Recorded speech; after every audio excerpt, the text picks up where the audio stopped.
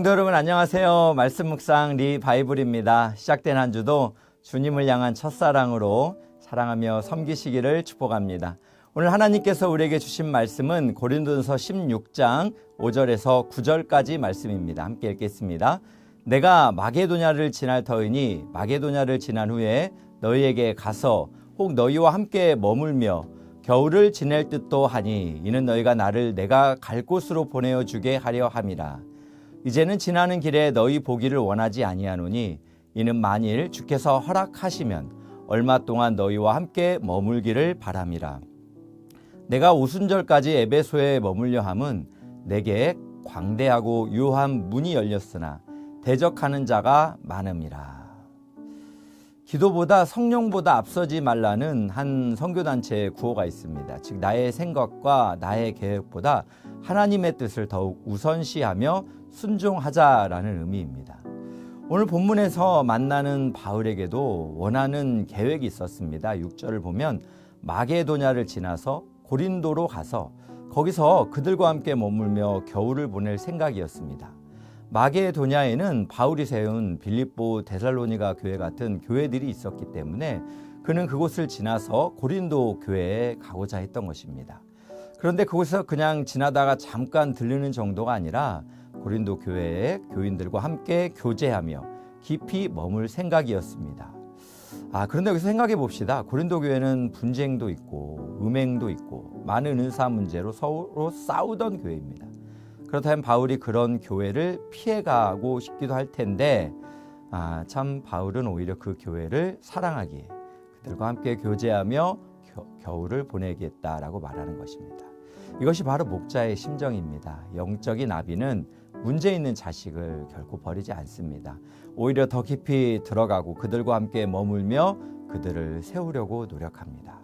마치 예수님께서 부활하시고 제자들에게 다시 찾아오신 것처럼 영적인 아비 바울은 고린도 교회의 문제의 심각성을 외면하는 것이 아니라 그들과 함께하며 바로잡고자 노력했습니다. 그런데 7절을 보시면 그는 철저하게 자기 생각대로 움직이는 사역자가 아닙니다.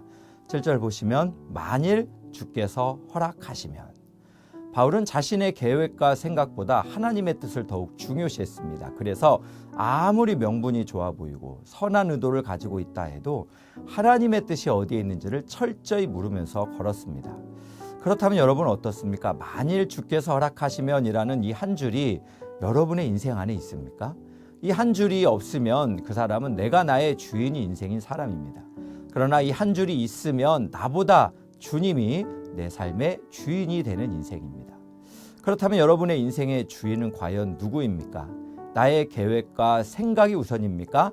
아니면 주님과 주님의 뜻이 먼저입니까?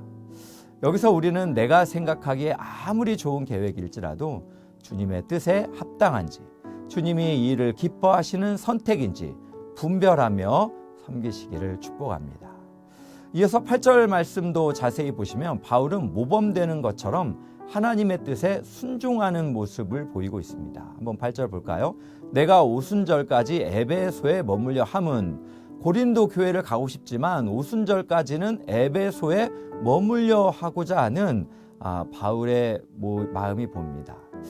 바울은 고린도에 가고 싶지만 그런데 에베소에 머물려고 한다는 거예요. 왜 그럴까요? 9절에 그 이유가 나옵니다. 내게 광대하고 유효한 문이 열렸으니 라고 말하고 있습니다. 하나님이 바울에게 복음의 길을 광대하고 유효하게 여셨기 때문에 바울이 고린도에 가는 것보다는 에베소에 머물러서 하나님이 열어주신 복음의 길에 참여하는 것을 하나님이 더욱 기뻐하신다라는 것을 그는 생각했기 때문입니다. 9절 말씀에서 광대하고 유효한 문에서 이 유효한이라는 단어는 헬라어로 에네르게스라는 단어입니다. 그냥 큰 문이 아닙니다. 살아서 움직이는 문입니다.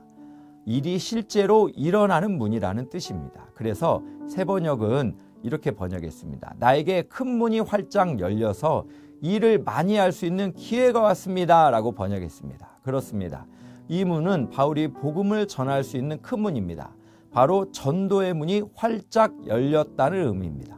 바울은 자기의 생각에 고린도에 가는 것보다 에베소에 머물며 하나님이 열어주신 광대하고 큰 문, 즉 살아 움직이는 복음의 현장에 머물러서 복음을 전하는 것이 하나님의 뜻이라는 것을 분명히 밝히고 있습니다. 자기의 원함이 아니라 주님의 뜻대로 순종하고자 하는 한 사도의 바른 태도입니다. 그런데 바울이 복음의 문을 이렇게 참 열린 문 가운데 참여하는 데 있어서 위험부담이 있습니다. 9절 마지막 문장을 보면 이런 표현이 있어요. 이 광대하고 유효한 문은 그리 편안한 문이 아니라는 표현을 하고 있어요. 바로 대적자가 많음이다 라고 되어 있습니다. 여기서 우리는 생각해 봅시다. 하나님이 열어주신 문이라면 평탄해야 할 거 아닙니까? 그런데 문이 클수록 대적자도 많다는 것입니다. 이것은 바로 영적인 법칙입니다. 복음이 강하게 역사하는 자리일수록 어둠도 거세게 반겨가는 것이고, 은혜가 크면 클수록 대적들도 더 크게 싸움을 걸어온다는 의미입니다. 하나님은 광대하고 유효한 문을 여셨지만 대적자들이 심히 공격하기에 결코 에베소에서의 목회 사역은 쉬운 일이 아니었다라는 것을 나타내고 있는 것입니다. 이는 바울이 자신의 편안함을 위해 선택하는 것이 아니라 하나님의 뜻에 따라 하나님이 열어주시는 문, 그러나 비록 대적자들이 많은 그 문, 그러나 그럼에도 불구하고 하나님의 뜻이기에 순종하고 있는 모습을 보여주고 있습니다. 그렇다면 여러분 어떻습니까? 이제까지 신앙생활 해오면서 한 번, 두 번 이런 경험이 있으실 겁니다. 기도하다가 마음에 확신이 생겨서 어떤 일을 시작했는데 시작하자마자 더 큰 어려움이 몰려온 경험이 있습니다. 또 새로운 훈련과 사역을 시작했는데 갑자기 자신이 감당할 수 없는 힘든 개인과 가정의 어려움들이 찾아올 수도 있습니다. 보통 이럴 때 우리 이런 생각합니다. 이건 하나님 뜻이 아니었나? 그때 나는 다른 선택을 해야 했나? 라는 착각으로 또 후회할 수도 있습니다. 그러나 바울은 다르게 생각했다는 거예요. 대적이 많다는 것은 문이 가짜가 아니라 진짜 문이라는 것입니다. 대적자들, 즉 어둠이 그렇게 격렬하게 반응한다는 것은 그 문을 통해 진짜 하나님의 역사가 일어난다. 그러니까 이 문이야말로 진짜 문이라고 생각했다라는 것입니다. 그렇다면 이제 우리에게 적용해 보고 싶습니다. 여러분은 지금 어떤 자리, 어떤 문을 통과하고 있습니까? 혹시 문이 열렸는데 대적이 많아서 두려움이 너무 몰려와서 그 문을 닫고 잠잠히 숨어 있지는 않습니까?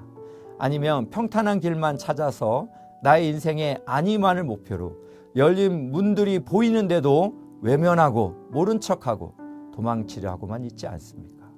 오늘 말씀에서 보듯이 은혜가 강할수록 대적자도 심히 많은 법입니다. 그렇기 때문에 심히 힘들고 어려운 일을 겪다면 하나님이 은혜를 더 크게 주시기 위함이다라는 것을 생각하시기로 또 위로받으시기 바랍니다. 내 생각보다 하나님의 계획과 뜻을 물으며 순종하는 자리에 나아가는 여러분 되기를 축복합니다. 비록 마음에 들지 않는 일, 마음에 들지 않는 사람, 마음에 들지 않는 환경이라 할지라도 주님의 뜻이 나보다 우선이기에 순종하며 사명을 받아들일 때 하나님은 여러분을 통해 새 일을 행하실 줄로 믿습니다.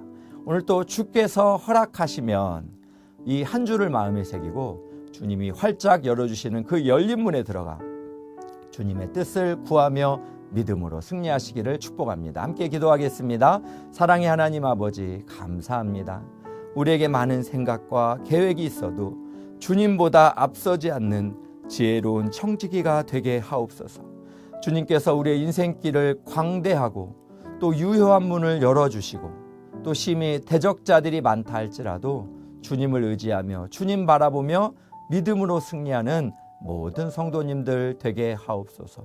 예수님의 이름으로 기도합니다. 아멘. 오늘 또 두 가지 기도 제목으로 기도하기 원합니다. 첫 번째는 성도님들 모두가 내 생각보다 주님의 뜻을 먼저 묻고 주님이 열어주신 광대하고 유효한 문에서 대적자들을 두려워하지 말고 믿음으로 사명을 감당하게 하옵소서. 두 번째는 이번 주에는 청년부 수련회가 2일부터 4일까지, 즉 목요일부터 토요일까지 진행됩니다. 하나님을 사랑하고 그 뜻에 순종하는 믿음의 청년들로 세워지게 하시고 성령 안에 하나 되는 공동체가 되게 하옵소서. 함께 기도하겠습니다.